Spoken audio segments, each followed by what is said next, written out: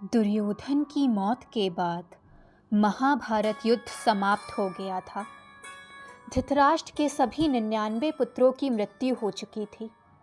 कौरवों की माता गांधारी, पिता धृतराष्ट्र और दुर्योधन की पत्नी भानुमति उसके शव के पास बैठकर विलाप कर रहे थे। धृतराष्ट्र रोते हुए कहने लगे कि आखिर मैंने ऐसे कौन से पाप किए थे जिनके कारण मुझे जीते जी अपने सभी पुत्रों के शवों को कंधा देना पड़ रहा है। वहीं पास में भगवान श्री कृष्ण भी खड़े थे। उन्होंने दुखी धृतराष्ट्र को बहुत समझाया कि ये तो पहले ही निश्चित हो गया था कि इस युद्ध में समस्त कुरुवंश का नाश हो जाएगा। इस युद्ध को टालने का मैंने बहुत प्रयास किया था, परंतु दुर्योधन की हठ और आपके पुत्र मोह के कारण इस युद्ध को टालना असंभव हो गया और धर्म की रक्षा के लिए युद्ध ही एकमात्र उपाय रह गया था। तब धृतराष्ट्र ने कहा कि आप साधारण पुरुष नहीं हैं, आप साक्षात नारायण हैं। कृपा करके आप हमें ये बताइए कि आखिर मैंने ऐसे कौन से पाप किए थे जिनके कारण मुझे अपने 99 पुत्रों के शव उठाने पड़े। तब श्री कृष्ण ने अपने योग बल से धृतराष्ट्र के पिछले जन्मों को देखना प्रारंभ किया।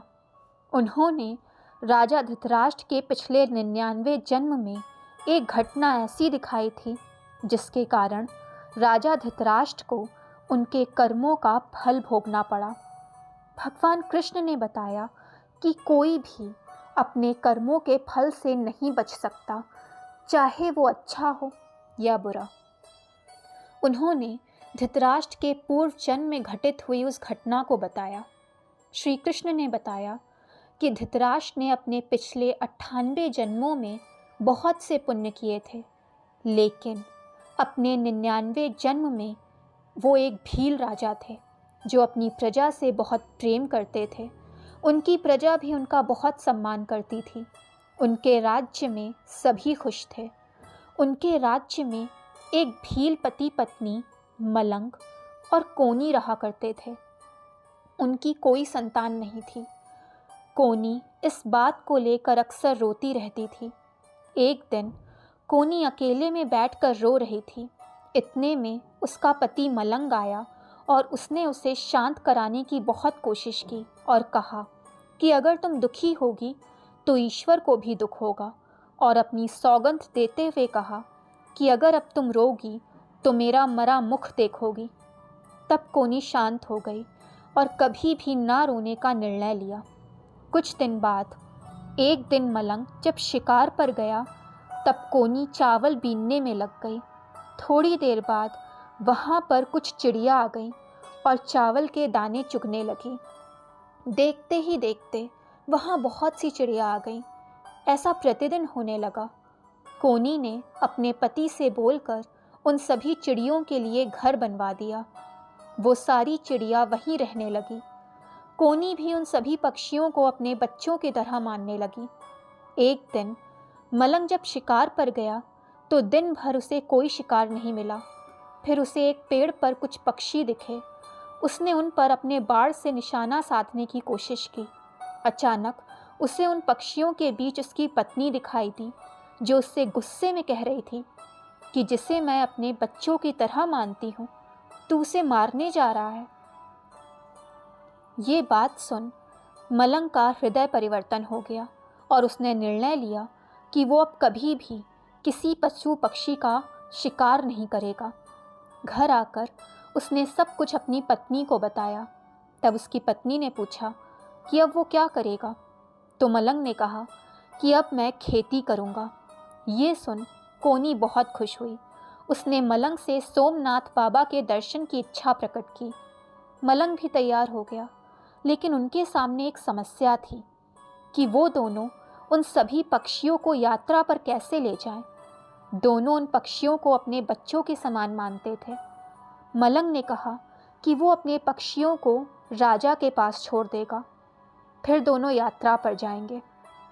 इस बात पर कोनी भी सहमत हो गई और कहा कि राजा के पास हमारे बच्चे सुरक्षित रहेंगे।